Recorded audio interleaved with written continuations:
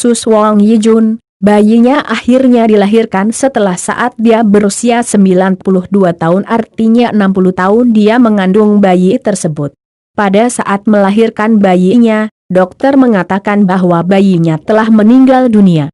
Jika ingin bayinya selamat, seharusnya dulu dia melakukan operasi untuk mengangkat bayi tersebut.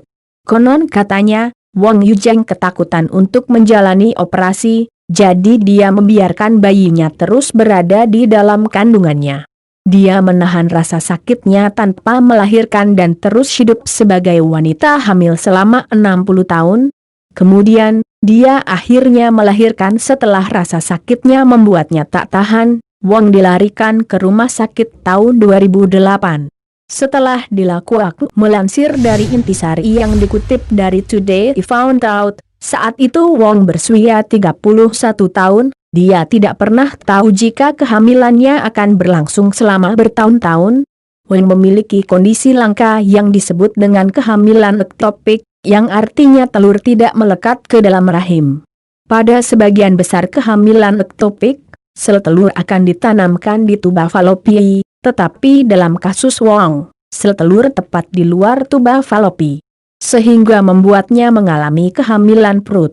Ini adalah kondisi langka, hanya 1% dari semua kehamilan ektopik termasuk dalam kategori ini, sekitar 0,001% dari semua kehamilan.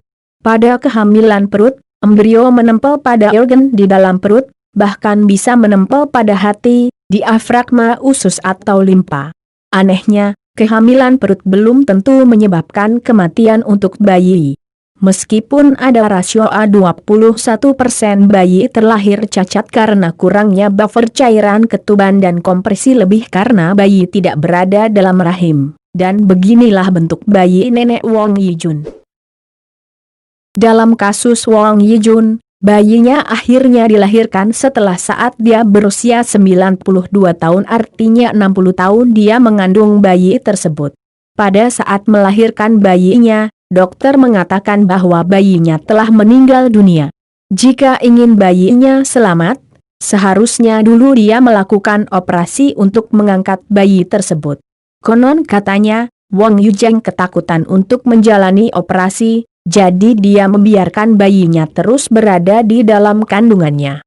Dia menahan rasa sakitnya tanpa melahirkan dan terus hidup sebagai wanita hamil selama 60 tahun.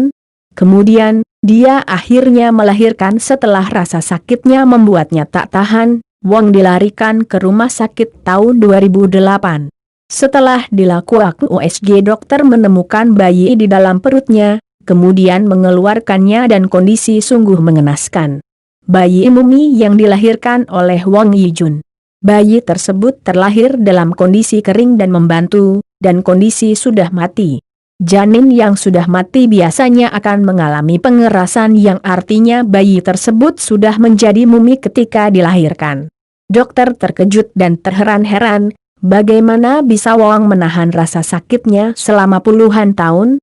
Menurut dokter ini adalah fenomen aneh yang belum bisa dijelaskan oleh dokter waktu itu.